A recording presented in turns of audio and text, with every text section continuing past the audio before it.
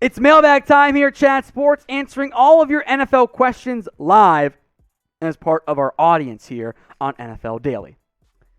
From Malachi Trimble, oh boy, I don't think I can say those out loud, but you guys can read them, I guess, about the Eagles, Giants, and the team formerly, or I guess the Washington football team. And they're clever names for our NFC East rivals. I find these kind of boring to me, if I'm being honest. Like, just call them bad football teams. That's a bigger insult. Like, Marshall's Giants are terrible. Like, that's a bigger insult than whatever you have on there. Congrats to the baby dude. Thank you, my friend. I do appreciate that one. Bryce Ward, imagination trade. Matt Ryan, Kyle Pitts for Mason Rudolph, Chase Claypool, and draft picks.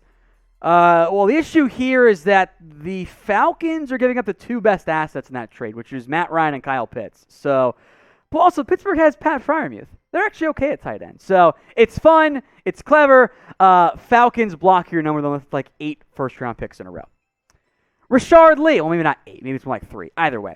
Cowboys, Chiefs, Super Bowl. Cowboys win 33-30. I would be a very happy person. I will just have to wait and see how the season goes on from that perspective. From Jim Murphy. Will the Chiefs win out the rest of the season? So there is still a pretty big amount of games left on the calendar, folks. I don't think it's fair to say the Chiefs are going to win out. They've got games against the Broncos, Raiders, Chargers, Steelers, Bengals, and Broncos. At least for now, all 6 of those teams are in the playoff hunt. Will they win all of them? I don't think so. Will they lose maybe only 1 or 2? Possibly. It is a fairly tough schedule for the Chiefs down the stretch. From Sean Michael, is this the worst draft class in the last 10 years? I don't think that's fair. Obviously, there's always the benefit of hindsight that goes on with any of these types of conversations. I do think certain positions have a fairly weak draft class. I think quarterback is certainly in that conversation. Running back's not that great either. The 2013 draft didn't pan out very well a couple years ago. 2014 was actually pretty good. I don't think it's the worst draft class the past 10 years. It might not be the best. Quarterback's pretty bad. Running back's not that good. But, receiver, edge is better than what it was last year. So it depends on what position you want to really, I think, answer that question. From Oscar 27. Should the Browns move on from Baker Mayfield this offseason? It all depends on what else you can do at quarterback. I think Browns fans, more than anybody, are fully aware of this fact. Can't just get anybody in there. We've seen the jersey of all the names, right? And there were some decent investments on that list. Now, if you could flip Baker for an Aaron Rodgers or Russell Wilson, I think you owe it to your team to at least consider that. But Baker's young. He has been battling through all kinds of injuries. He's not healthy. That should be factored into his evaluation. Has he been great? No, he has not been. Is it fair to be out on him right now? No, I don't think that's fair either. So I'm curious how you guys vote on this one. I think I know how you're going to. Is Baker Mayfield a franchise quarterback? Type in a Y for yes, he is, or type in N for no, he is not. This is the pinned comment on today's video. So if the ad break comes on YouTube, head down to that pinned comment and type your responses. From Cody Raines, should the Saints clear house after the season? I don't think so.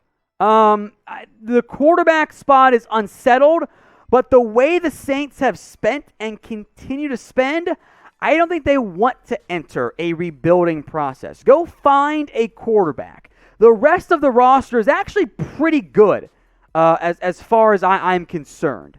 So I don't think the Saints should blow it up, but quarterback help is needed. It's Hobo Goblin. Are the Cowboys in a bittersweet situation that so many are out? When they come back, they will be fresh. I did it this year, a top 10 most important Cowboys players videos. Of that 10, all but 2 of them have missed at least one game this year. And the Cowboys sit at 7-3. And those 2 players were Trevon Diggs and Micah Parsons. It is a bit of an issue for them short term.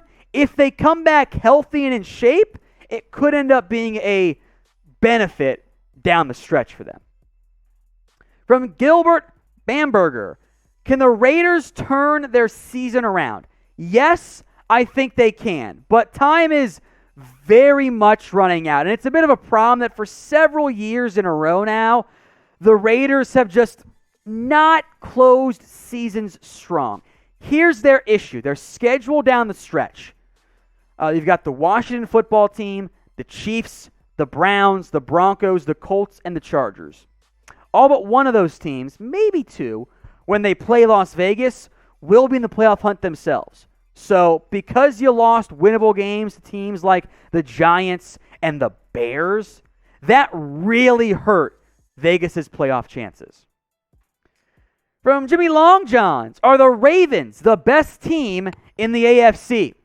They might be. The AFC isn't as top-heavy talented as the NFC, but they are much deeper overall. And the Ravens right now do have the third best AFC title odds. Chiefs plus 300, Bills plus 400, which seems high. Actually, that's a little bit high for me. I don't know the value there. Ravens plus 550. That's actually pretty decent value as far as I'm concerned. Patriots plus 600, Titans plus 700. I think the Ravens are a pretty decent bet to have some good return on your investment for AFC title odds. You can bet on this and all kinds of other stuff when you go to BetUS. Chatsports.com/bet. The promo code is NFL Daily. So again, chatsports.com/bet. Promo code NFL Daily. When you use that promo code and that URL, by putting out $100, you will get an extra $125 for free. So in case you get some bets wrong, like I did, they'll take care of you. It's chatsports.com/bet. Promo code NFL Daily. From Timmy T, should the Titans add Todd Gurley? I don't think so.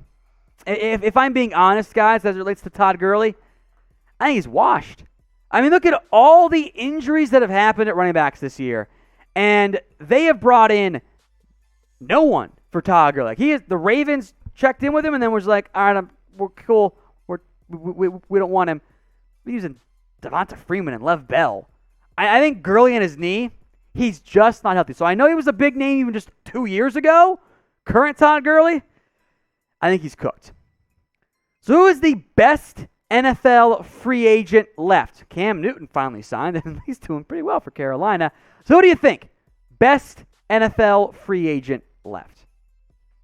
From Dustin Reed, Steers going to be on the hunt for a Big Ben replacement. You're damn right they do. Whether it is after this year or you give Mason Rudolph a chance, who I don't love, you're right, Dustin. Big Ben's replacement is probably the number one offseason need for the Steelers. I don't believe in Mason Rudolph. Sorry, Mason Rudolph truthers out there. It's not Dwayne Haskins, I don't think either. So finding a future franchise quarterback, whether it's draft, free agency, trade, is the number one thing in the offseason for Pittsburgh. From Baller Alert 54, why did the Broncos pay those wide receivers already? Feels when they don't have a quarterback. Well, they're good receivers. And think about it this way. In an offseason that very well could feature some major quarterback shakeups, wouldn't you want to appeal to quarterbacks and say, look at what I have at receiver for you? I've got Albert O, and Noah Fant, and Jerry Jeudy, and Cortland Sutton, and KJ Hamler, and Tim Patrick. That is appealing for QBs that want to win, like an Aaron Rodgers, a Matt Ryan, a Russell Wilson, maybe Deshaun Watson's legal issues get sorted out there. So I think part of Denver's rationale here in terms of paying those receivers was to establish themselves as an attractive landing spot for a QB on his way out, and there could be some on the market this offseason. For more free NFL videos every single day right here on Chat Sports, all you have to do is subscribe. That way you don't miss out on anything going on around the NFL. Subscribe for free by clicking that big red button. From Sean Michael, with Amari Cooper's recent transgressions, I think Jerry is out on Amari. For starters, the bar for superstar players or great players is much higher. I will say this. The Cowboys left the door open to dumping Amari this offseason. They did not restructure his deal. They can save a ton of money with a release or a trade. So I don't know if they're out on him, but if he gets banged up again down the stretch, they will at least consider it. He is, though, a damn good receiver, and they don't want to dump him if they don't have a better option in the end. Evan Hinders. I think Miami should sign Desmond, help Howard and Jones. I don't love Desmond King and man-to-man. I think he's better as a zone corner, and that's an issue for what Miami likes to do. Nick Needham's been okay. Justin Coleman's been a pretty big disappointment. So I do think nickel corner is an area of interest. Does Noah Igbenogany do anything at any point? If the answer is no to all three of those guys, sure. Call about Desmond King. I think he'll be pretty cheap in the offseason. Mark Mulo. Does Russell Wilson get traded if the Seahawks miss the playoffs? If Seattle misses the postseason this year, I think one of Pete Carrol or Russell Wilson are gone. I don't think that relationship can continue unless they close the year really strong and get things right. If they play like they have as of late, something's got to change because I think those two philosophies just don't mesh anymore. So the Russell Wilson trade rumors, I did not buy this year. They're for real next offseason. Malachi Trimble. Last Super Bowl officially is one team with the best front four. Once the Bulls are back, can we run the table with our guys? I think it's possible. This year for the NFL, AFC and NFC, every single team has at least one egg. What is going to happen is somebody, whether it is in December or in January or in February, is going to get really hot. And the team that gets hot is going to end up winning this year. That's kind of obvious, I know, but there's no one obvious elite team right now. That doesn't exist at this point. There's flaws with everybody that had terrible games for each team. So if you can get to the playoffs, at that point, anything can happen for any of the teams that make it.